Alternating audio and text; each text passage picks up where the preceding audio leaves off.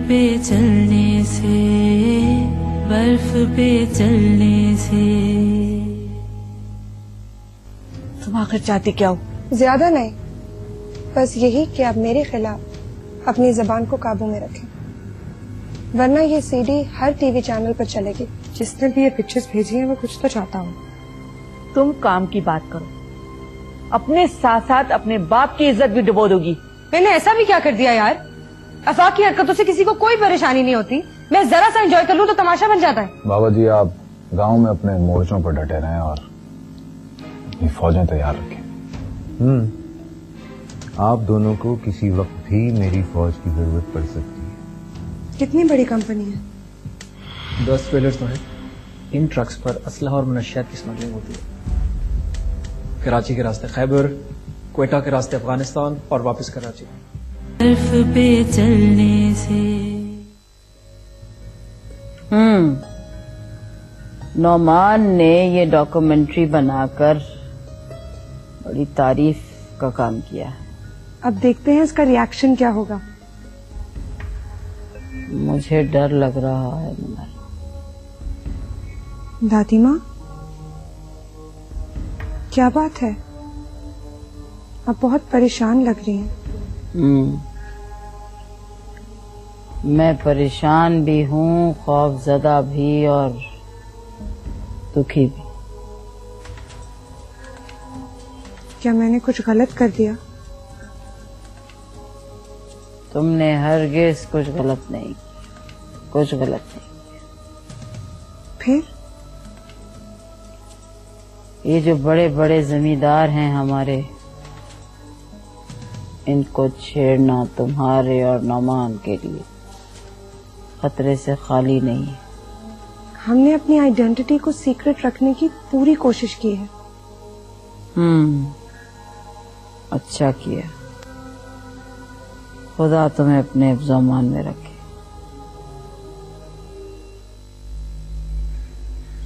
चाचा जी, देख लिया आपने अपनी नरमी का नतीजा। मीडिया वाले सारे पोल खोलने पर तुले हुए हमारे।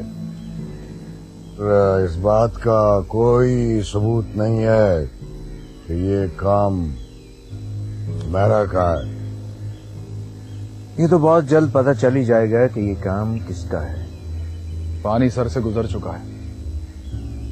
जिसने जो सुनना था सुन लिया, जिसने जो देखना था देख लिया। एक बात तो पक्की है कि अंदर का हाल कोई अंदर वाला ही जानता है। अब पुलिस हमारे अनाज से भरे ट्रक पकड़ेगी, हमारे आदमी पकड़ेगी और अवाम को अपनी ईमानदारी और सच्चाई के सबूत दिखाएगी।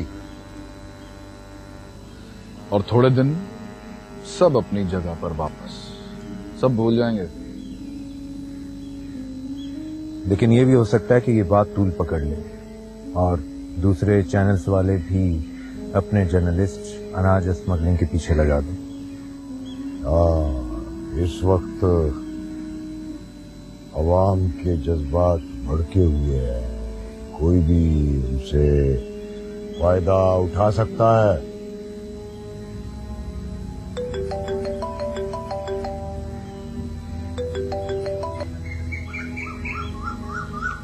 हेलो, हाँ बोलो।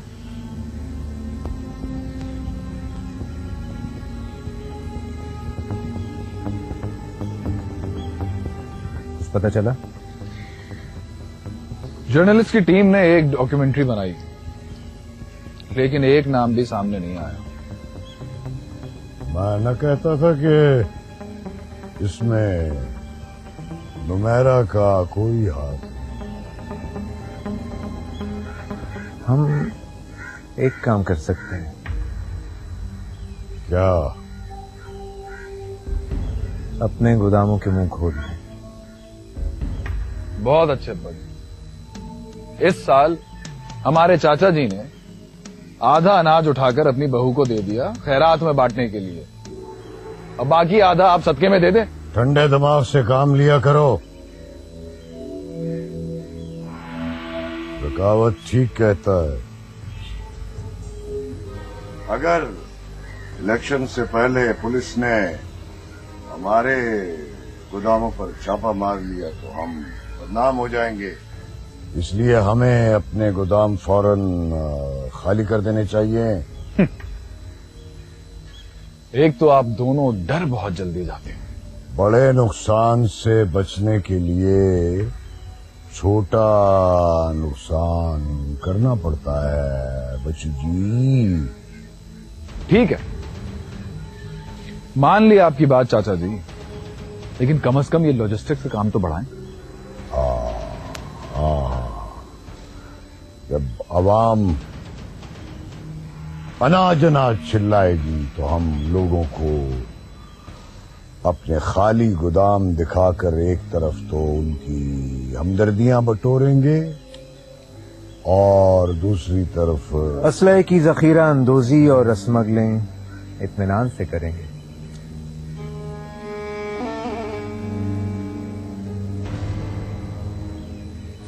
चलें, अब मैं चलता हूं और जाकर अपने गोदामों का हाल अहवाल देखता हूं।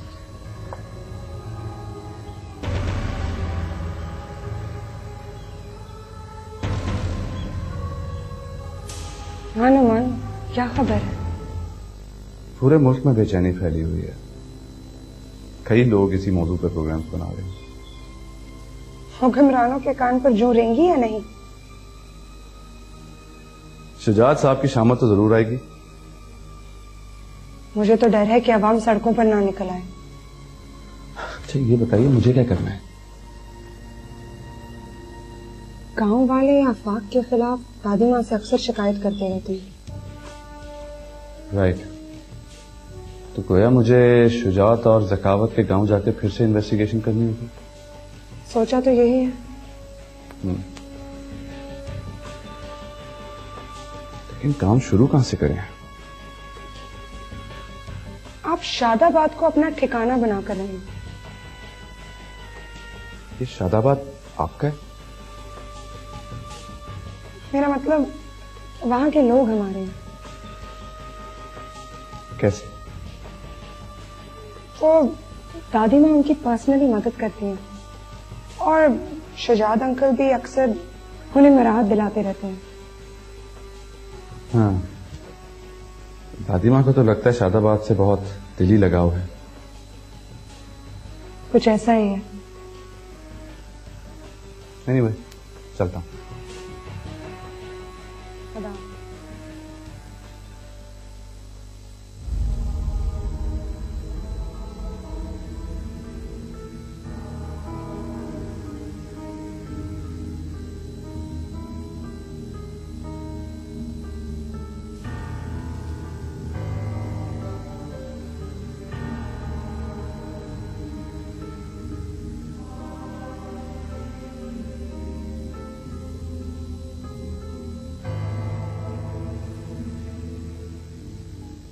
वक्त का तकाजा है कि आप लोग भी सब अनाज गोदामों से निकालकर सस्ते दामों मार्केट में ले आए, क्योंकि अब आवाम के सैलाब को रोकना मुमकिन नहीं है। आप लोगों ने हमारे साथ धोखा किया है। खलीक साहब, तरीके से बात करें, क्या धोखा दिया है? खलीक साहब बिल्कुल ठीक कह रहे हैं। खुद शुजात साहब ने तो शादाबाद वालों को बहुत सारी मराहतें दी और उनसे अनाज भी वापस नहीं दिया। यूं कहें किसानों में बगावत का बीज बो दिया है। सारी मराहतें हुकूमती हिसाब में। अरे भाई हम कहां से करें? और इस पर बस नहीं, आप लोगों ने मंसूबे के तहत अपने सारे गोदाम पहले खाली करा दिए और हमारे गोदामों पे रेड करवा दी, हमें बर्बाद कर दिया। देखिए, आप तहम्मुल से काम लें, ऐसा कुछ नहीं हुआ। ये सब तो मीडिया का किया धरा है। मीडिया वालों को इल्हाम नहीं होता, ये तो खुद अपने घर के भेदी होते हैं जो ये फिल्में बनाते हैं। तो आपको हम में से किसी पे शक है? बात शादाबाद से शुरू हुई है। सबसे पहले उनके किसानों ने हमें आगे दिखाई है। जी, और अक्लमंद को इशारा काफी होता है। हम खामोश नहीं बैठेंगे। क्या करेंगे आप? क्या करेंगे? आपको इतनी सी बात समझ में नहीं आ रही कि अब बिला वजह हमारी दुश्मनी हो रही है? साजिश है किसी की है? देखिए, हम आपस में लड़कर साजिशियों को उनके मकासद में कामयाब कर रहे हैं। ठीक है, तो फिर ऐसा करें कि आप शादाबाद वालों से सारी मराहतें वापस ले लें। इसके बगैर हम आप पर यकीन नहीं करेंगे। अच्छा ठीक है, ठीक है, ऐसे ही होगा। आप लोग अब जाएं और अपने गोदाम संभालें। बहुत शुक्रिया।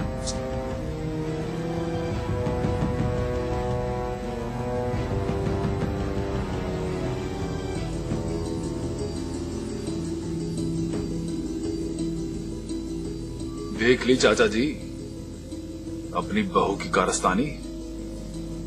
भाई साहब, मेरी तो समझ में ये नहीं आता कि आखिर आपने नुमैरा को इतनी छूट दे कैसे रखी है।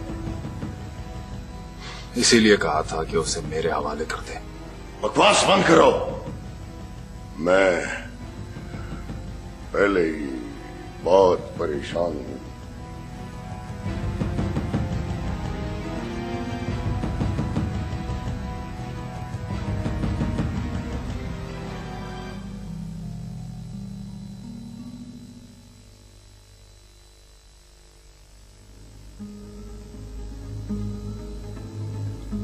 सुबह खैर दादी माँ।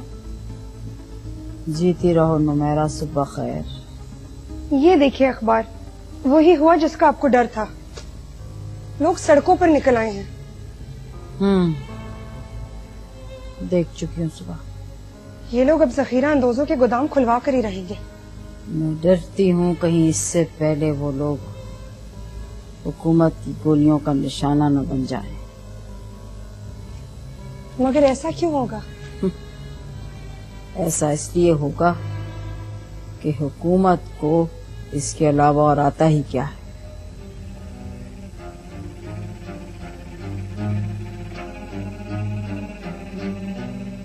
खुश हैं आप दोनों?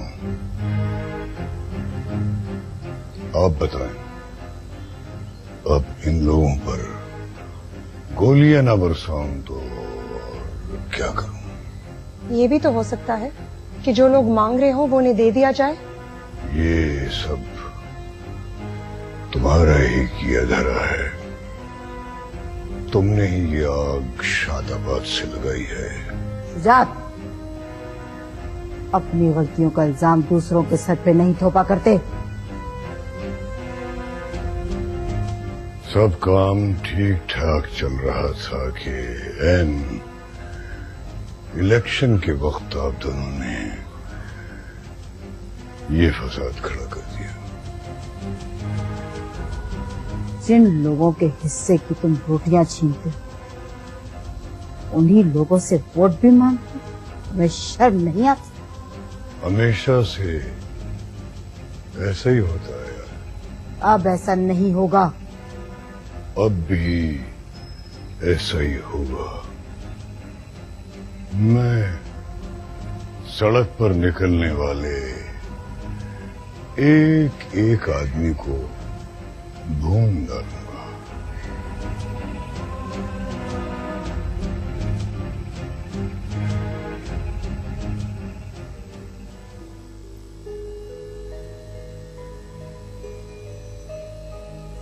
मुझे इसी चीज का डर था। दादी माँ, आप हौसला रखें, सब ठीक हो जाएगा।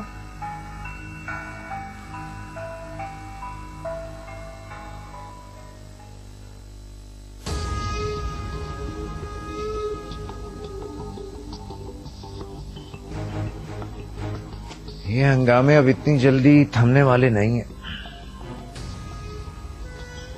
चाचा जी ने इस साल तो बहुत ही नुकसान करवाया।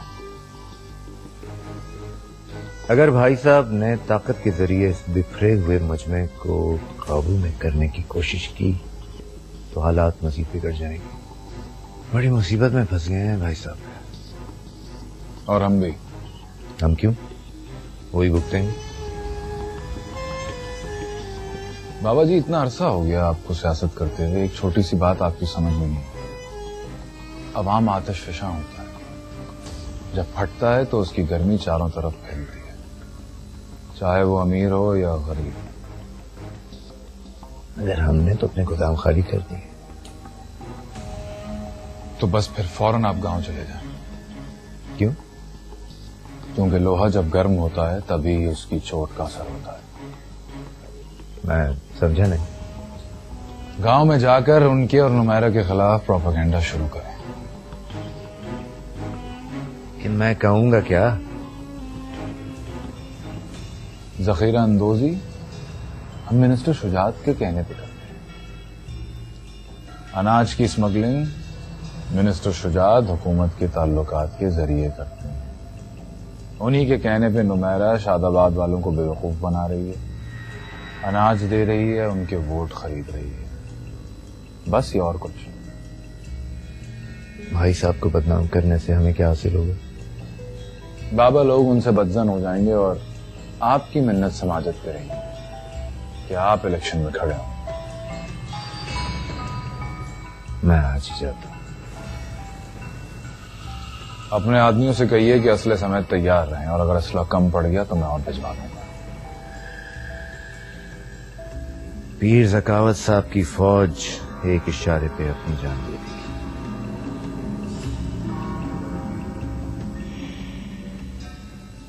बर्फ पे चलने से। नुमान ने आग तो भड़का दी है, क्या होगा? आज शुजात अंकल की प्रेस कॉन्फ्रेंस है, देखते हैं क्या कहते हैं।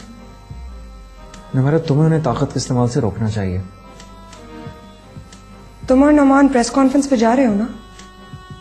हाँ, जा रहे हैं। तो फिर तुम ही ऐसे सवालात उठाना कि वो ताकत के इस्तेमाल से बाज रहे। इरादा तो यही है। तुम नहीं जा रही? मुझे तो वहां देखकर गोली मार देंगे। मेरे होते हुए कोई ऐसा नहीं कर सकता। राहिल, तुम क्या कह रहे हो? तुम समझती नहीं हो या समझना चाहती नहीं हो? मैं कुछ समझी नहीं। तुम किन खारदार रास्तों पर चल पड़ी हो? किस्मत ने ही मेरे लिए ये रास्ता चुना है। अपने फैसलों को किस्मत का नाम मत दो। अच्छा है ना, मेरी जिंदगी को कोई मकसद तो मिला। तुम यहाँ? मैं यहाँ क्यों? मैं यहाँ नहीं आ सकता क्या?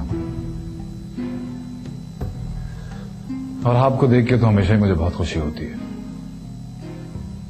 मुझे नहीं लगता मुझे देख के आपको खुशी हो सकती है। बहुत दिल वाले हैं आप। तुम यहाँ किस लिए आए हो?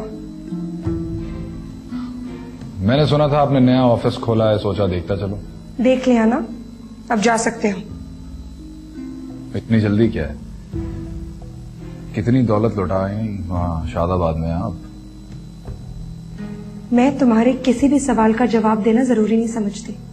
नो प्रॉब्लम, मेरे हर सवाल का जवाब शादाबाद वाले खुद देंगे। तुम शादाबाद में पांव रखने की जुर्रत भी ना करना। ओह बेहतर मैडम, जो हुक्म आपका। अच्छा है ऑफिस आपका, देख लिया मैंने। आपसे जल्द मुलाकात होगी मेरी।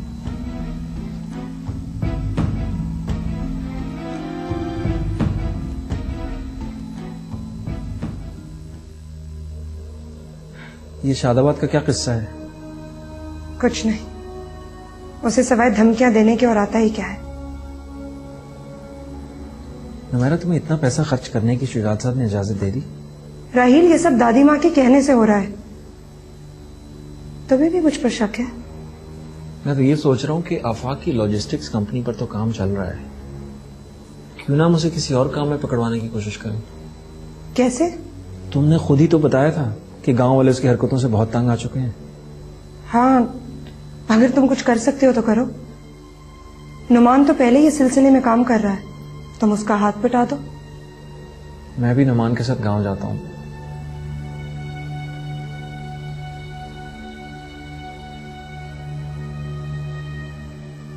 आफाक की वजह से परेशान हूँ। उसका तो जब दिल चाहता है बकवास करके चला जाता है। वो तुम्हें अकेला समझता है। क्या मतलब? मतलब ये कि एक बूढ़ी औरत के अलावा तुम्हारे साथ है ही कौन? मैं चलता हूँ, नुमान से मिलता हूँ जाकर। खुदा हाफिज।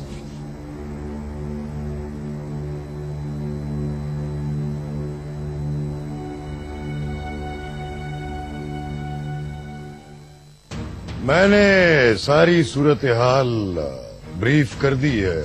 अब आप सवाल कर सकते हैं। एक्सक्यूज मी,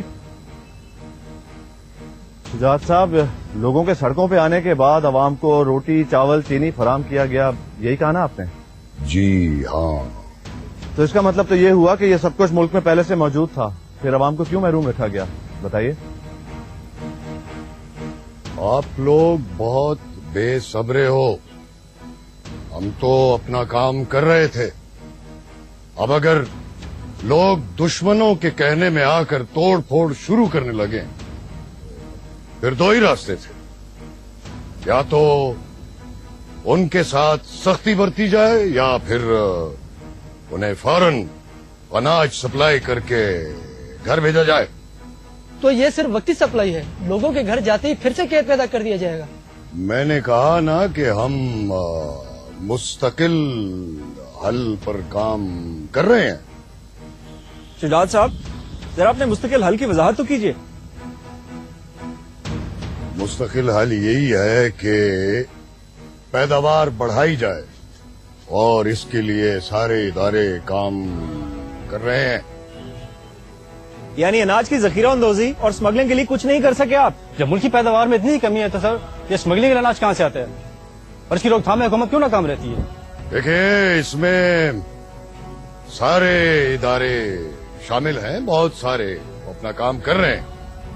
नताइज के लिए तो आपको इंतजार करना पड़ेगा। लेकिन आपका टेन्योर तो अभी खत्म होने को है, क्या ये सब कुछ नई हुकूमत करेगी?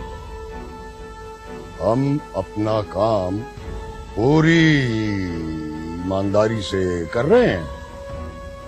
यानी अभी भी हम अगर अनाज की स्मगलिंग का इशू टीवी पर ना उठाते तो अवाम को तो 4 दिन की ईद भी नसीब नहीं होनी थी। आप लोग शोहरत के लिए अवाम को भड़काते हो, हुकूमत को बदनाम करते हो और बगैर सबूत के हम पर इल्जाम लगाते हो। Sir, one more question sir. No more questions. Sir, ये आटे का बुरहान क्या? सर बताइएगा। शुजात साहब, सर आपसे एक सवाल सर।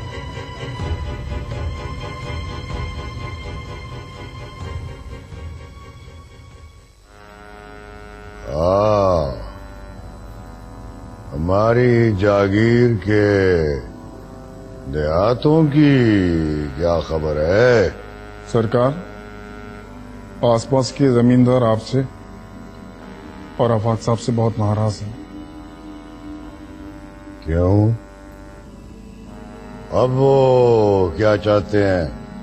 सर, वो शादाबाद को पहली हालत में देखना चाहते हैं और अपने नुकसान का अजाला चाहते हैं। हमें उन्हें उनके दूसरे कारोबार में हुकूमत से मराद दिलानी होगी। अब जबकि हुकूमत का आखिरी दौर है, हम उनको कैसी मराद दिलाएं? सरकार, इसीलिए तो वो जल्द से जल्द ज्यादा से ज्यादा फायदा उठाना चाहते हैं, वरना क्या?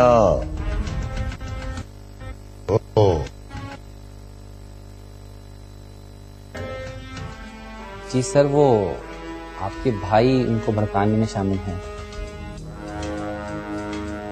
कौन? बगावत? जी सर। सर, आप तो जानते ही हैं कि वहाँ के लोग उनके कितने मुरीद हैं और उनकी कोई बात नहीं टालते।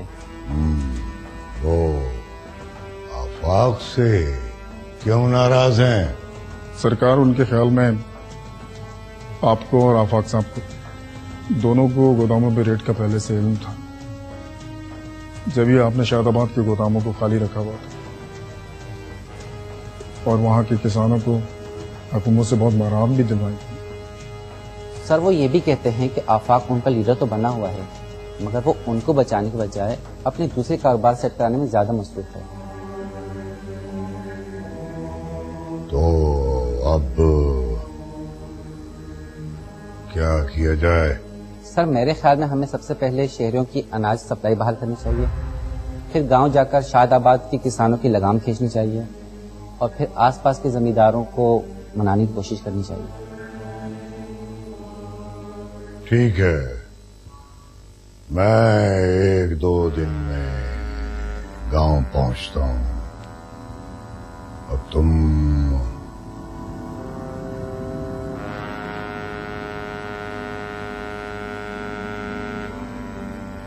मैंने शादाबाद नुमेरा को देखकर बहुत बड़ी गलती की है।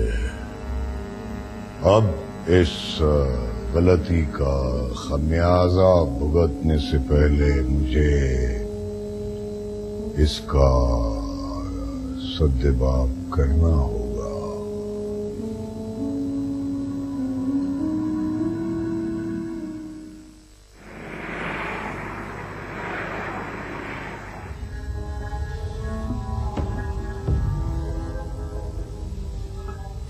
सकावत, आफाक,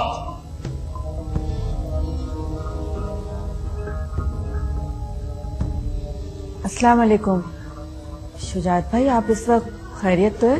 खैरियत यहाँ जान पर बनी हुई है। और ओ ज़कावत और आफाक कहाँ हैं? मैंने टीवी पर देखा है सब कुछ। वो दोनों हैं कहाँ? सकावत तो गांव गए हैं और आफाक यहाँ हैं।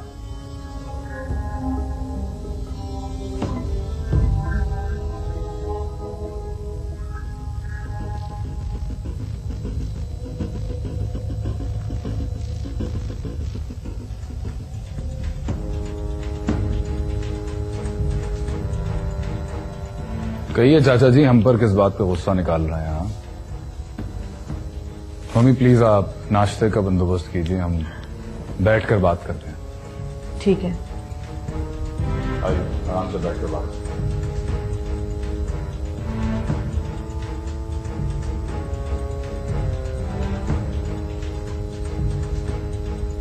आइए। अब कहें चाचा जी, क्या कह रहे थे? ये तुम दोनों बाप बेटे मेरी पीठ में छुरा क्यों घोंप रहे हो? ये दौलत, इज्जत और ताकत सब मेरी मेहनत का फल है। आपने जो कुछ हमारे लिए किया, उसके बदले जो कुछ हमने आपको दिया वो कुछ जरूरत से ज्यादा नहीं है चाचा जी। देखो आफाक, सच तो ये है कि अब तक हम इसलिए कामयाब थे कि सब एक थे। एग्जैक्टली। चाचा जी, हम में फूट डलवाने वाली आपकी बहू रानी है। ये तुम अपनी जाती दुश्मनी की वजह से ऐसा सोच रहे हो? नहीं चाचा जी, नहीं, ऐसी कोई बात नहीं। थोड़ा सा गौर करें, ये जो अनाज की स्मगलिंग के खिलाफ तूफान उठाया गया है, वो किसने उठाया? आपकी बहू और उनके प्रेस के वो साथी नुमान और राहील। वो दोनों जो प्रेस कॉन्फ्रेंस में बहुत बोल रहे थे? जी बिल्कुल, लेकिन बात यहां खत्म नहीं होती। और देखिए, नुमान और नुमेरा की दोस्ती तो मशकूक है ही, लेकिन ये राहील साहब से दोस्ती का मतलब समझ में नहीं आ रहा।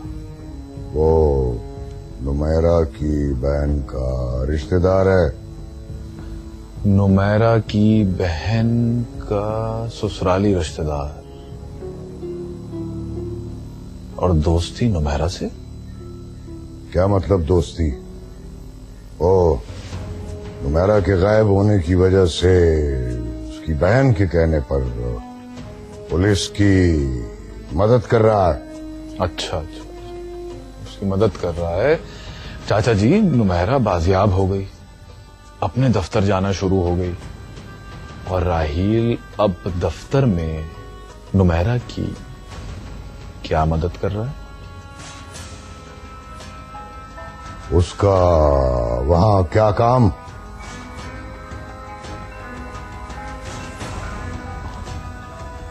यही तो मैं आपसे पूछ रहा हूं चाचा जी। आपकी पीठ में छुरा हम नहीं घोंप रहे, आपकी डार्लिंग बहू रानी कर रही है ऐसा। पहले अपने घर की खबर लीजिए, बाहर के मामलात में संभालिए।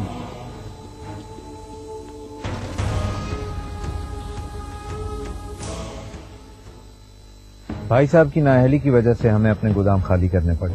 हाँ भाई, उन्होंने वादा किया है कि शादाबाद वालों से सारी मराहत वापस ले लेंगे।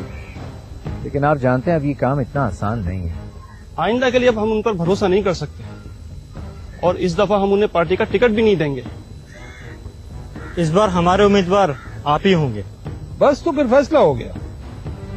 शुजात साहब को इलेक्शन में खड़ा होने की कोई जरूरत नहीं। आप सबका बहुत बहुत शुक्रिया मुझ पर एतमाद करने के लिए। जरूरत पड़ने पर हम उनका मुकाबला ताकत से करेंगे। हमारे आदमी असलहे समेत हमारे एक इशारे के मुंतज़िर हैं। शुजात साहब ने शादाबाद में ऐसा क्यों किया? उनकी बहू और हमारी माँ जी ख्वाबों की दुनिया में रहते हैं, और उन्होंने ही ये सब कुछ करवाया है। शुजात साहब उनकी बातों में कैसे आ गए? भाई मुझे तो ये डर है कि अब वहां के किसान दिलेर हो जाएंगे। इसका कोई तोड़ सोचना होगा। बस आप उनको साथ मिलने की ऑफर दें। इनकार की सूरत में हम उनके सारे जानवर मरवा देंगे, उनकी खाद में नमक मिलवा देंगे। फिर आप उनकी मदद करना। वो आपको सजदा ना करें तो मैं अपने बाप की औलाद नहीं। लेकिन ये काम करेगा कौन? उसकी फिक्र आप ना करें, बस आप आफाक को हमारे साथ करें और खुद बैठ के तमाशा देखें।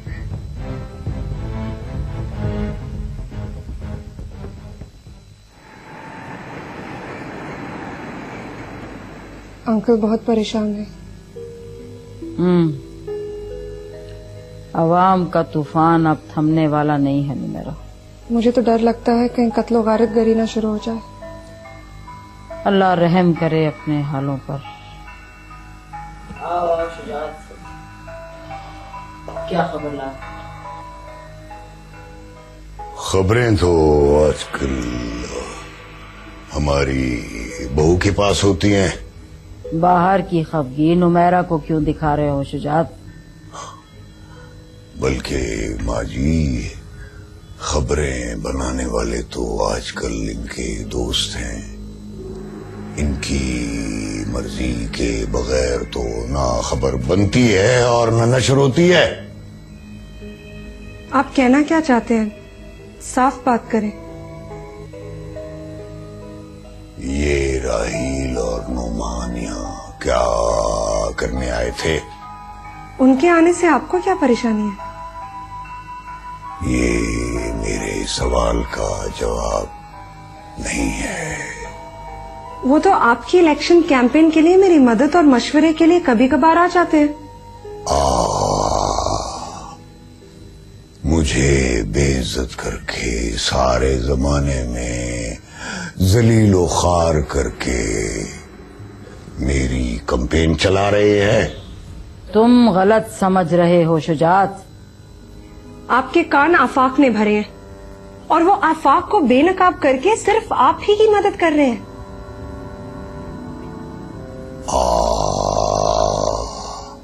तुमसे किसने कहा था आफाक को बेनकाब करने के लिए?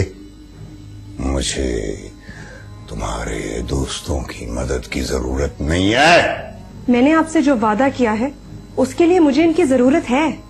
मैंने तुम्हें अपने वादे से आजाद किया। मेरी जान बख्श दो। ठीक है, आपको ना सही, मगर मुझे आफाक से बदला लेने के लिए अपने साथियों की जरूरत है। तुम क्यों हमारे खानदान की इज्जत के पीछे हाथ धोकर पड़ गई हो? हाँ? अगर बाहर के लोगों को तुम्हारे और सहाफियों के नाजायज ताल्लुकात का पता चल गया तो हमारे खानदान की इज्जत खाक में मिल जाएगी माँ जी। आफाक की गंदी हरकतों से तो आपकी इज्जत पर कभी हर्फ नहीं आया और ना ही ताबिंदा की आवारा गर्दियों से किसी की बदनामी हुई, मगर एक सीधे सादे और खुलूस से काम करने वाले इंसान से आपके खानदान की बदनामी होने लगी।